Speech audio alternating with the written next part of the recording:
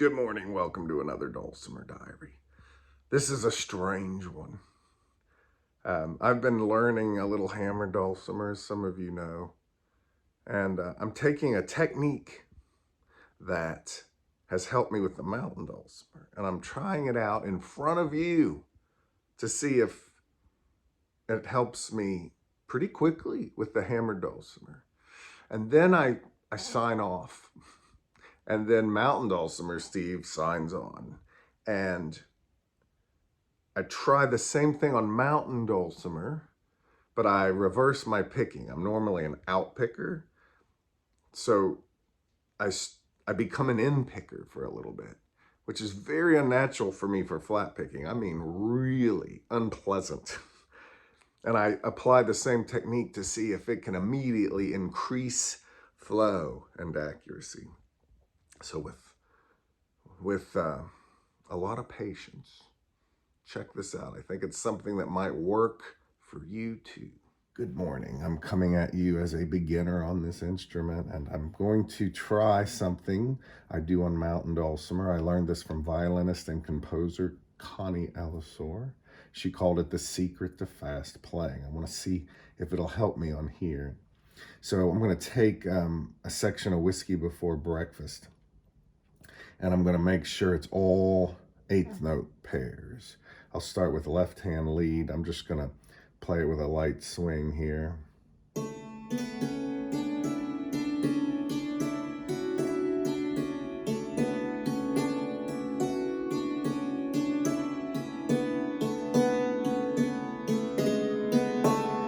I'm going to stay on one side of the bridge right now just to make it where I'm not going to have to do any crossing over. I'm going to do that same thing now with right hand lead.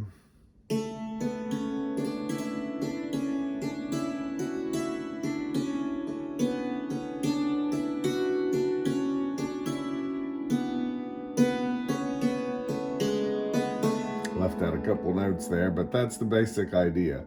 A little section of all eighth note pairs. I want to try it with left hand lead, and I want it with right hand lead. And now for the trick, the secret to fast playing. You know, I'm a beginner and I'm hoping this will help me.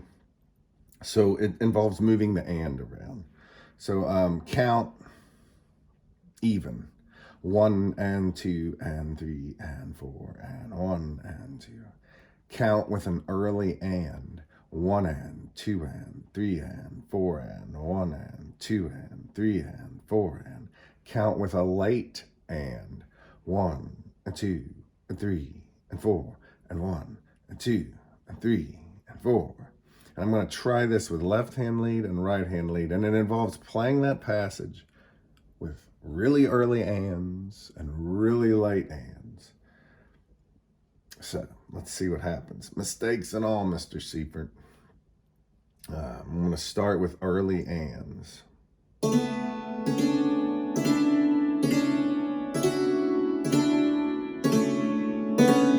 Going to do that much.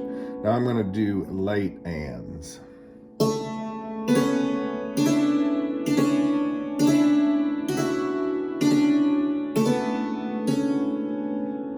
That was left hand lead. Now I'm going to go to right hand.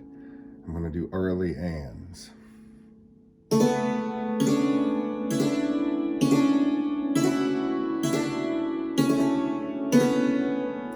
Now right hand lead, late ands.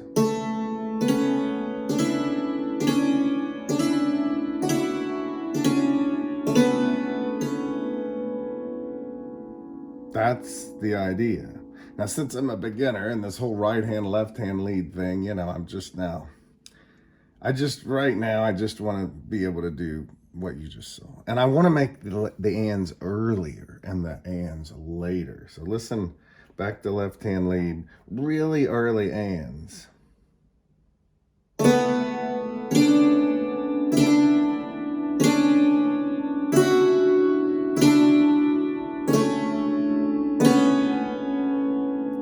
Now I'm going to try left hand lead, really late ands.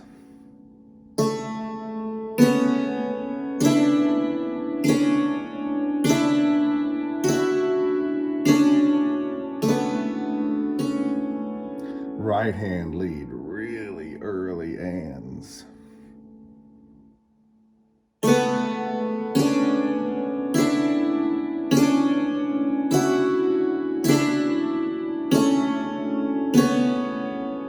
really late ands.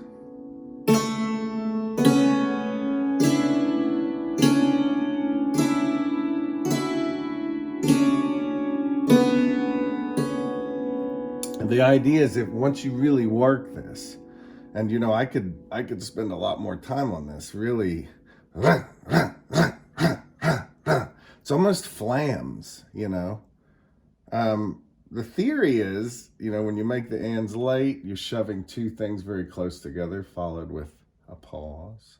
And when you make the ands the other end of the spectrum, you're shoving two other things very tightly together, followed by long pauses. And the idea is your muscles kind of memorize the tune. Well, let's not say it that way. Your muscles get used to this whole tune as if you're playing really fast, but you've got all these spacers everywhere. Connie told me they teach this at Juilliard School of Music to help violinists really clean up their string changing. And I've heard Mark Allen Wade talk about this. And you know, there's so many people who have helped me. Kendra Ward recently gave me a lot of instruction. I've been asking questions for years. Rick, Ken, Marianne, a lot of people. Mark, Katie, I could go on and on. I don't know what I'm doing here, but I know on the mountain dulcimer, when I've used this method, you do a bunch of this, you eliminate those pauses, and all of a sudden your playing's cleaner. So for me right now, let's just see, go back to playing the phrase without moving the ands. I'm going to do even here.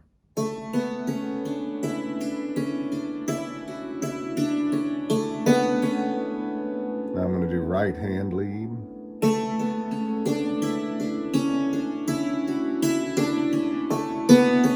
I'll tell you what I feel different that I didn't feel a few minutes ago. I'm anticipating the next note without thinking. I can actually see my hand prepping, you know, I'm moving to get to that next note. It feels like it's happening without me having to worry about it as much.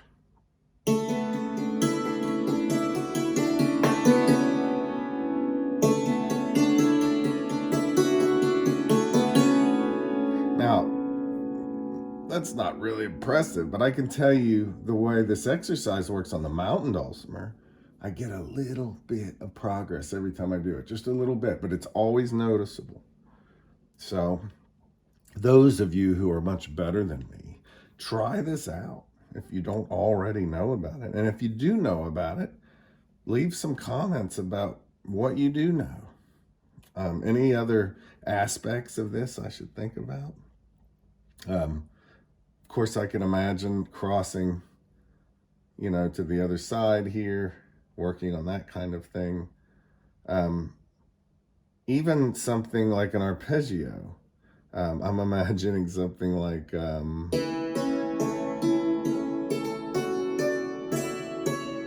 just some really fast run. I want to go blah, blah, blah, you know. Let me do a short example of that. That right there. So this is right hand lead. I'm gonna make the ands really early.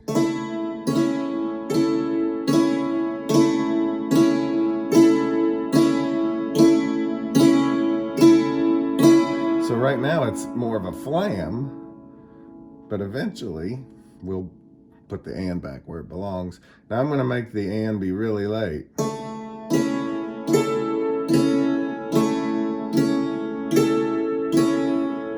And really early.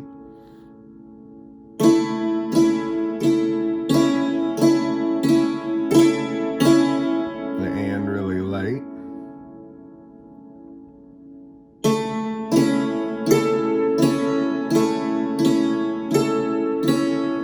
Now I'm going to play it normal.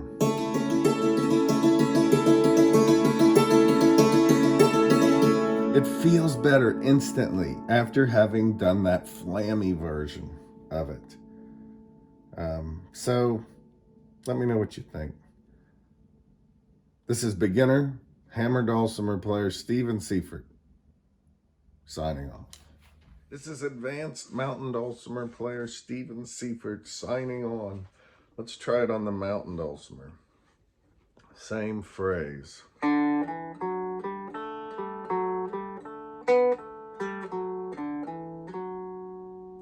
So, to be fair, I play this a lot. So I'm going to do something that changes things up. I normally am an out player. Out, in, out, in, out, in, out, in. I'm going to go and switch it. I'm going to become an in picker for a little bit. So I'll go in, out, in, out, in, out, in, out, in, out, in, out, in, out. This is something I've never really worked on, this particular tune with in strumming. So I do strum in on Galax style, and when I'm studying Don Petty, I like to go in. Or studying Hollis, right hand, because he is very good at in strumming on the mountain dulcimer, and he's good at out strumming on the mandolin. So I know it's possible. But this way we can see if can I improve my feel and my accuracy here with the same method. So I'm going to make the ands be early, just a little early. I always start with just a little early. I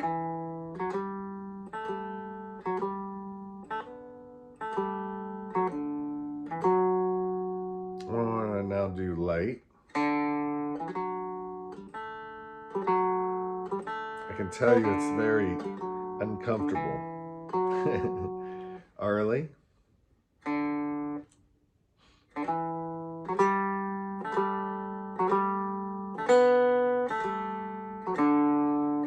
want to relax. I don't want to get too tight. Late. I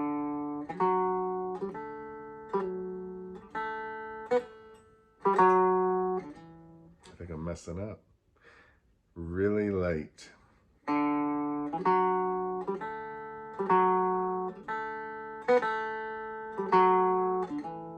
I think I'm messing up. So I'm messing up on the and is late. So I'm going to take it easy. 1 and 2 and 3 and 4 and 1 and 2 and 3 and 4 and my out picking is sneaking in, but I think I got that one right.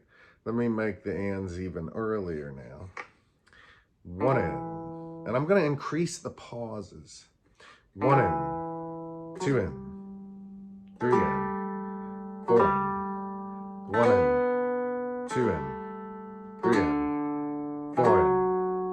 Now I'm going to make the end really late. Keep long pauses. 1 and 2 and 3 and 4 and 1 and 2 and 3.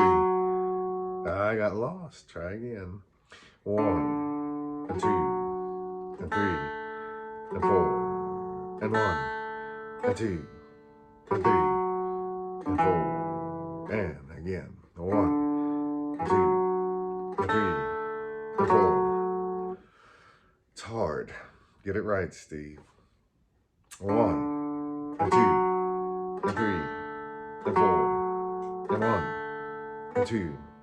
That's the one I keep messing up. 1 and 2 and 3 and 4 and 1 and 2. That one I keep messing up. 1 and 2 and 3 and 4 and 1. Again. 1 and 2 and 3 and 4. Yeah, 1 and 2 and 3. Yeah. So what this does is it exposes the problems. It makes bad technique fail quickly.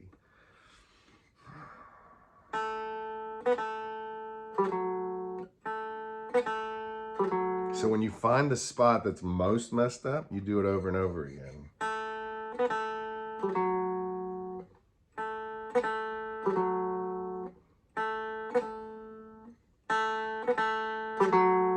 And I want to remind you, I'm normally an out picker and I've reversed it and the right hand is freaking out. All right, Let's just check it. I'm gonna go back to playing it even. Just see if it feels a little better. Yes, totally feels better. Yes.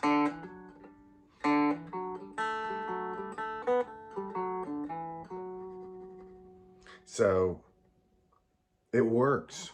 Now you may be thinking you're not hearing much of a difference, but I guarantee you what I'm feeling is a flow start to develop. A flow is starting to develop. When I first started doing the opposite picking that I'm used to, it felt very scary. But I'm feeling a flow develop. And I bet you if I work this a lot, well, I know it would get better and better. So maybe not the most exciting video, but it's true. It's real. And you can do it too, whatever instrument you're on. I think it might even work with typing or learning to talk fast, but I'll leave it there. Thanks for hanging out with me. This is advanced mountain dulcimer player Steven Seifert signing off. See you later.